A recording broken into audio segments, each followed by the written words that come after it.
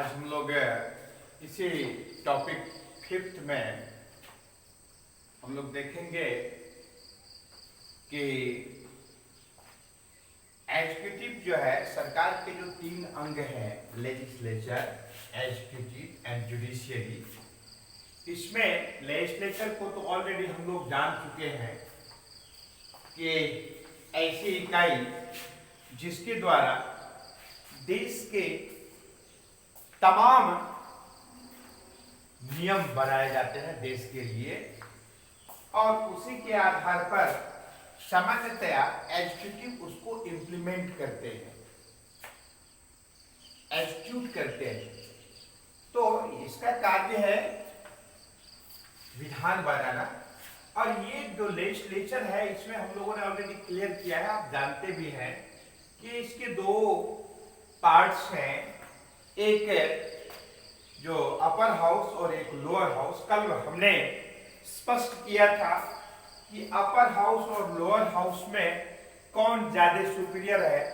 कुछ पॉइंट्स को क्लियर करने के बाद निष्कर्ष यही बताया था कि ओवरऑल वैसे सामान्यतः दोनों बराबर है, किंतु ज्यादा पॉपुलैरिटी और इम्पोर्टेंस के दृष्टिकोण से वो लोअर हाउस, उसकी संख्या भी ज्यादा है और मंत्री परिषद पर नियंत्रण वगैरह रहने के कारण लोअर हाउस ज्यादा प्रभावी लोग मानते हैं। अब है कि ऑलरेडी इसका कार्य है नियम बनाना, और दूसरे का कार्य है जो सरकार का जो दूसरा ऑर्गन है एग्जीक्यूटिव।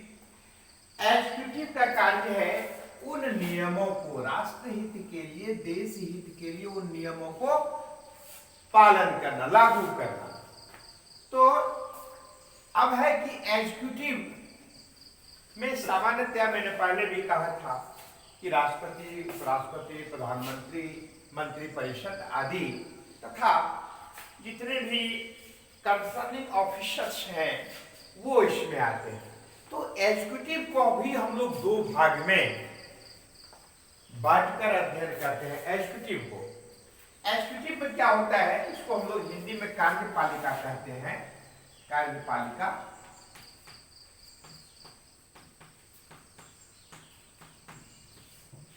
कार्यपालिका तो प्रत्येक 5 वर्ष के लिए तो चुनाव होता है और सरकार बनती है। फिर इसके बाद 5 वर्ष के अंतराल पर पुनः सरकार का गठन होता है। तो बीच के कालखंड में भी गैप रह जाता है। जैसे अभी बिहार में चुनाव का समय है, टर्म पूरा हो गया, किंतु फिर इस कालखंड में सरकार पुनः के लिए निर्वाचन होता है, सरकार बनती है। ये स्टेट लेवल के है, सेंट्रल लेवल में भी उसी प्रकार की स्थिति रहती है, किंतु देश का कार्य निर्बाध गति से चलते रहता है, वो रुकने वाली प्रक्रिया नहीं है। तो इसको एग्जीक्यूट जो करने वाले होते हैं उसको हम दो पार्ट में बांट करके अध्ययन करते हैं। एग्जीक्यूटिव बॉडी को हम एक पॉलिटिकल एग्जीक्यूटिव कहते हैं और दूसरे को परमानेंट एग्जीक्यूटिव कहते हैं, या इसको हम नॉन परमानेंट एग्जीक्यूटिव भी कह सकते हैं, क्योंकि 5-5 वर्ष पर ये बदलते रहता है। या तो सेम गवर्नमेंट फॉर्म करती है या फिर परिवर्तन भी होता है। तो पॉलिटिकल एग्जीक्यूटिव से तात्पर्य है वैसे एग्जीक्यूटिव बॉडी से जो डायरेक्टली पीपुल के द्वारा, जनता के द्वारा फॉर सर्टेन पीरियड, एक निश्चित कालखंड के लिए इलेक्ट किया जाता है। यानी all those people who are at least 18 years and the citizen of India, this country, they elect to their representative, and the majority party of the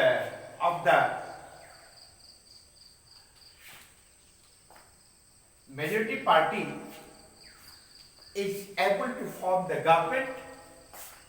It is already clear. ये सरकार जो execute करने का कार्य करती है वो सामान्यतया उसको हम लोग पॉलिटिकल एग्जीक्यूटिव के रूप में जानते हैं। राजनीतिक कार्यपालिका जो प्रत्येक 5 वर्ष के लिए जनता के द्वारा चुनाव होता है। क्लियर? और जितने भी महत्वपूर्ण और बड़े बड़े निर्णय होते हैं उस सरकार के ही द्वारा लिए जाते हैं। ठीक है? और दूसरा जो है वो है परमानेंट एग्जीक्यूटिव। ये बदलता नहीं है, ये निरंतर चलने वाली प्रक्रिया है। इसका सिस्टम इस प्रकार से बना होता है, एक पार्ट तो 5 वर्ष पर बदलते रहता है और दूसरा पार्ट है वो स्टैटिक रहता है, उसमें बहुत परिवर्तन बदलाव नहीं आता है।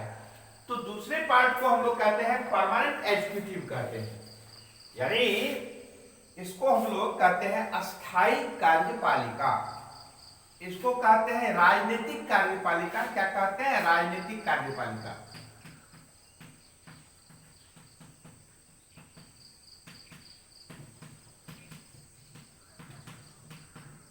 और इसको कहते हैं अस्थायी कार्यपालिका।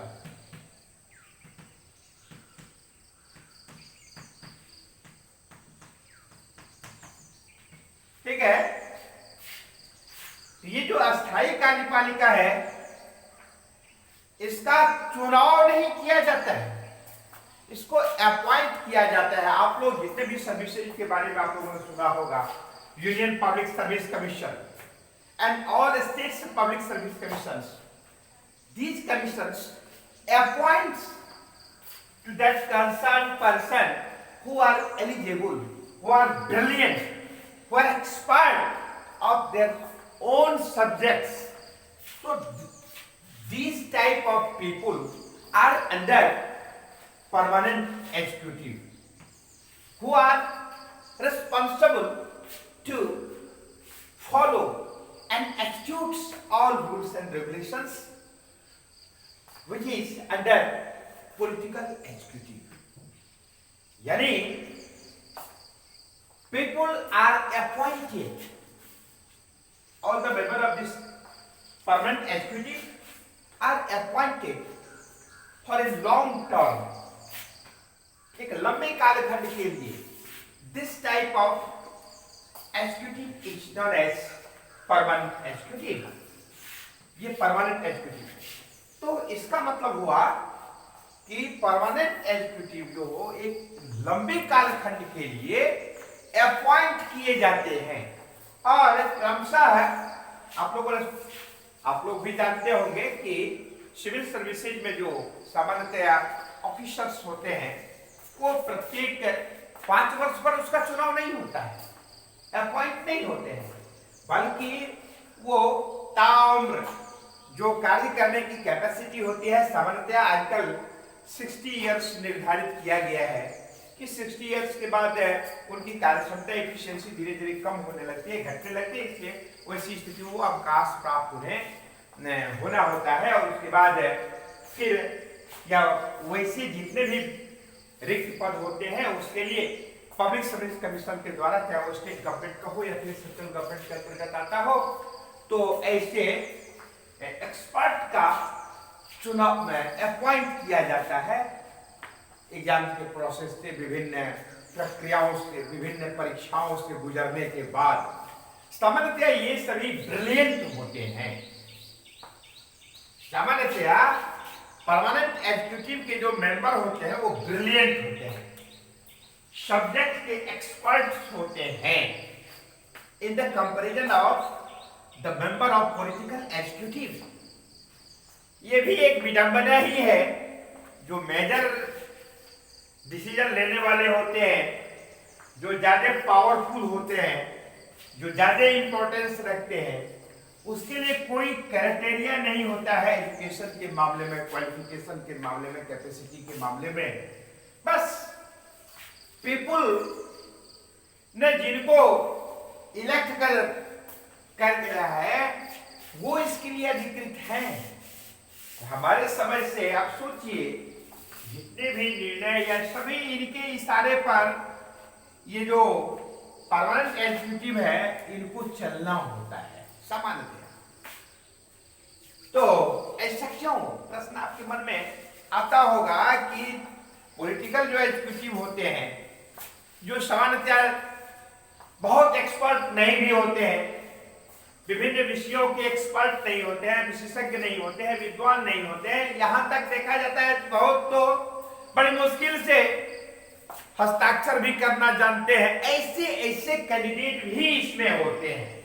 और इस पॉलिटिकल एग्जीक्यूटिव के लिए कोई विशेष योग्यता की प्रामाणिकता नहीं होती है, ऐसा टर्म कंडीशन नहीं है, किंतु फिर भी इसका महत्व ज्यादा है।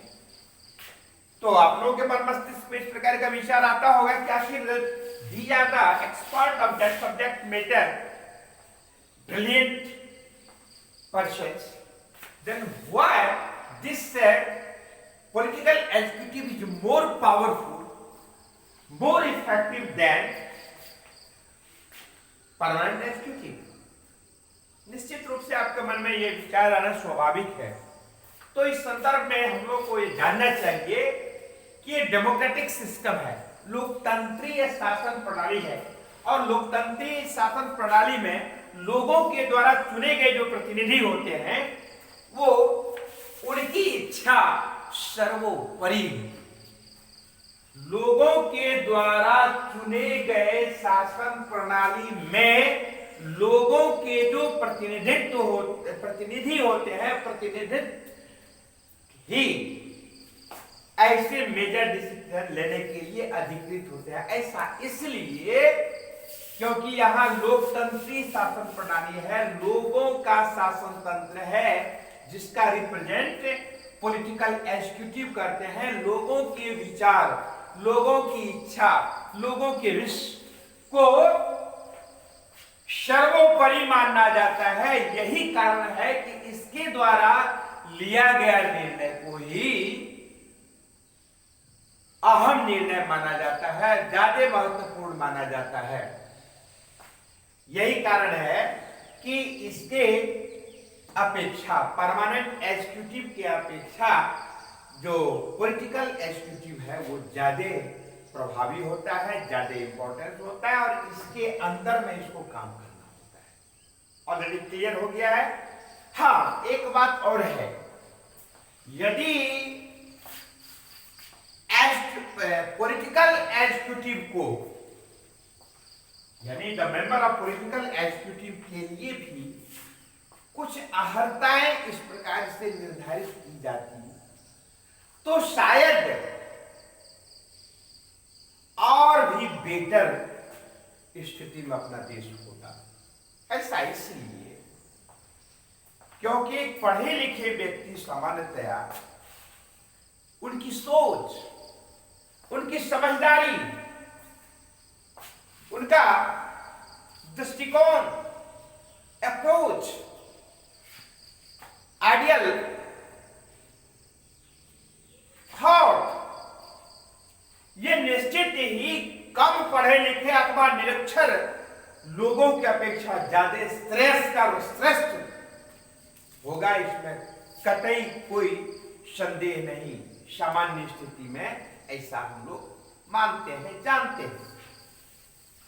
तो इसलिए यदि पॉलिटिकल एग्जीक्यूटिव के का जो चुनाव होता है उस कालखंड में कॉन्स्टिट्यूशन में ऐसा नियम बनना चाहिए, कॉन्स्टिट्यूशन में ऐसा नियम बनना चाहिए, ऐसा प्रावधान हो जाना चाहिए कि पॉलिटिकल एग्जीक्यूटिव के लिए भी कुछ अहर्ताएं एजुकेशन के मामले में रहनी चाहिए। वो अभी नहीं है, इसीलिए गढ़ैर, मंगलू, बटेसर जो है सब उसमें स्टैंड करने के लिए इंटैक्टिव होते हैं, सभी इंटैक्टिव होते हैं। ये भी एक विडंबना ही है, हास्यास्पद है। कल्पना कीजिए, भारत सरकार में, प्रत्येक राज्य की सरकार में एक चपरासी पियून को अपॉइंट करने के लिए न्यूनतम इंटरमीडिएट मानक है, निर्धारित है। किंतु जो लॉ मेकर होते हैं, मेजर लॉ मेकर होते हैं, जो देश को एक दिशा देने वाले होते हैं, उनके लिए कोई क्वालिफिकेशन नहीं है। ये तो हास्यास्पद नहीं तो क्या हो सकता है। किंतु लोकतंत्री शासन प्रणाली है और देश के संविधान में ऐसा कोई प्रावधान अभी नहीं है स्पष्ट। तो जो व्यवस्था है उसी को हम उत्तम मान करके चले।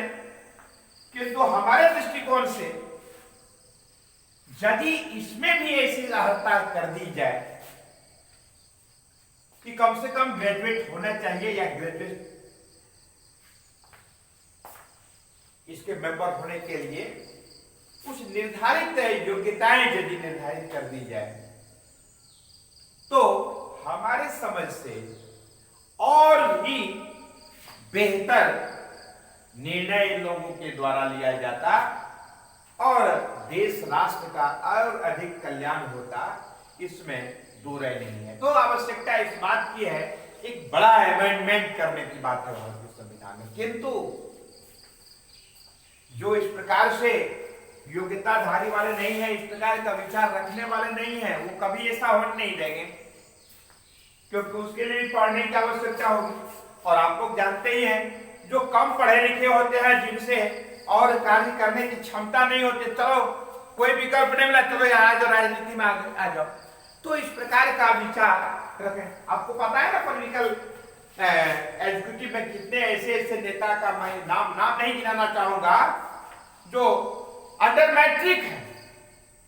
तो स्वाभाविक है उनका अप्रोच और थिंकिंग जो है निश्चित रूप से मोस्ट आइडियल नहीं हो सकता। मैं ये नहीं कहता कि सबका गड़बड़ ही होता है, लेकिन सामान्यतः ऐसा सोचना होता है, ये स्वविवेक की बात होती है, देश दुनिया के बारे में समझदारी की बात होती है, उसमें उनका बहुत महत्वपूर्ण निर्णय नहीं भी हो सकता है। इसीलिए क्या किया जाता है, तो ये जो जितने भी पॉलिटिकल एग्जीक्यूटिव के मेंबर होते हैं, इनको सहयोग करने के लिए एक्सपर्ट को उसमें लगाया जाता है, जो परमानेंट एग्जीक्यूटिव होते हैं, ताकि ये लोग बहुत ज्यादा बहके नहीं, सही परामर्श ऐसे लोगों के द्वारा दिया जाए और निर्णय लेने के लिए उन्हें आग्रह किया जाए। तो लेकिन यदि ऐसे मेंबरों को, वो ऐसे मेंबर भी क्वालिफाइड रहे, वेल क्वालिफाइड रहे, तो और भी उत्तम होगा, सोनामा सुगंध होगा, इसमें कोई अतिशयोक्ति नहीं। किंतु अभी ऐसा कोई नियम नहीं बना है। तो आज बेसिकली हम लोग को देखना यह था कि एग्जीक्यूटिव बॉडी भी दो पार्ट में होते हैं। ये परमानेंट होते हैं, 60 वर्ष तक काम करते रहते हैं, कहीं कहीं किसी किसी राज्य में कुछ बढ़ा दी, सीमा भी बढ़ा दी गई है, तो और फिर अवकाश करते जाते हैं, उतने मेंबर का